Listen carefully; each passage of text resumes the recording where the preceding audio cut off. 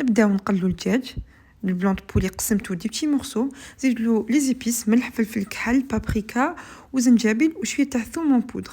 بعد ما ينقلى مليح نحوه في نفس المقله نقلو بصل، كي نشوفوه ذبال نزيدولو شامبينيون، تقدروا ثاني ديو تاع لي بواط، خلوهم كامل يتقلاو مع بعضهم ومن بعد نزيدو لهم هذاك الدجاج ونخلوهم دو كوتي. دوكا نروحو نمشدو البطاطا، هنا البطاطا تحبوا تقلوها تحبوا تسوتيوها في المقله كيما تحبوا نتوما،